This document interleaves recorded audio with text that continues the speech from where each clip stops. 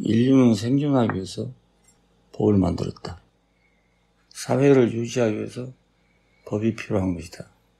그러나 그 법은 온전한 사회를 만들지 못했다. 법은 강화되고 또 강화되고 끝없이 강화되는데 아무리 강화된다 해도 결국 무력이 없으면 집행될 수 없다. 이것이 세상이다.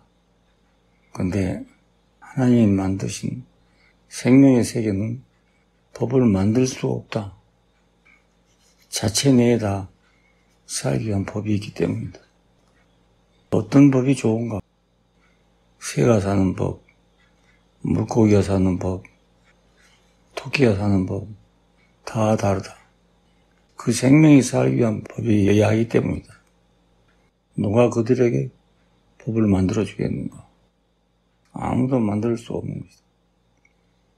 하나님이 만든 법을 사람이 바꿀 수 있는가?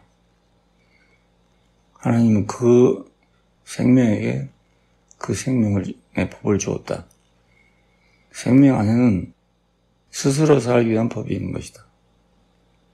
인간의 생각이 아니다. 타고난 것이다. 하나님이 정해놓은 것이다. 하나님이 주신 것이다. 누구도 손대면 안 된다. 손댈 권리를 가진 자는 아무도 없다. 생명이 흐르는 곳에는 생명의 법이 있기 때문이다.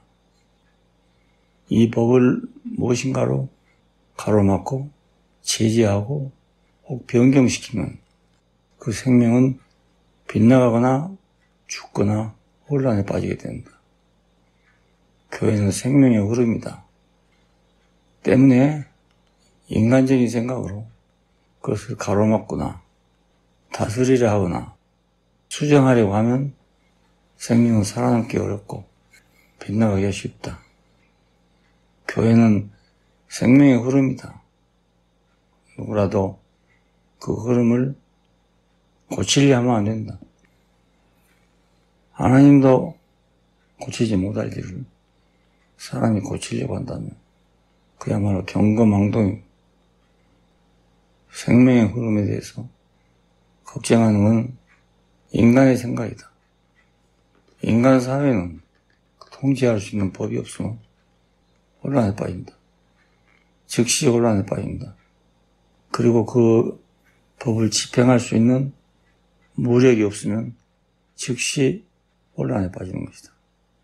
하나님 나라는 무력도 소용이 없고 지략도 소용이 없다.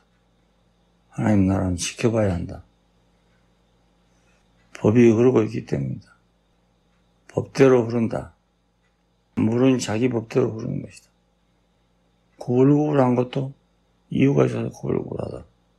파도가 일어나는 것도 이유가 있어서 일어나는 것이다. 그걸 억지로 막을 길이 없다. 인간 세상과 하나님 나라는 얼마나 다른가. 인간 세상은 점점 법이 강화되고 있고 하나님이 만든 세계, 하나님의 나라는 법이 점점 소멸되고 없어집니다. 아예 소멸될 필요도 없다. 원래 없는 것이니까.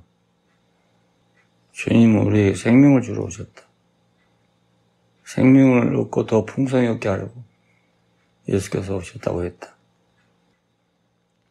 예수는 이 생명의 공급원이다. 이 생명을 더욱더 온전하고 풍성하게 하는 것은 예수의 생명밖에 없다. 그를 먹고 마신다는 것은 이 생명의 양식을 먹고 마신다는 뜻이다. 예수는 우리 생명의 양식이다. 하늘로서 내려온 산 떡이다. 먹으면 죽지 않고 영생하는 떡이다. 진정 하늘로서 내려온 떡이다. 하나님은 자기 백성에게 가장 합당한 법을 주셨다. 창조할 때 이미 주신 것이다. 이 법을 법대로 쓰지 않기 때문에 다른 법을 만들어 고생을 하는 것이다. 법을 만든 자도 수고롭고 집행한 자도 수고롭고 당한 자는 더욱 괴롭다. 예수 안으로 생명의 공급 안으로 우리를 부르신 것을 감사합니다.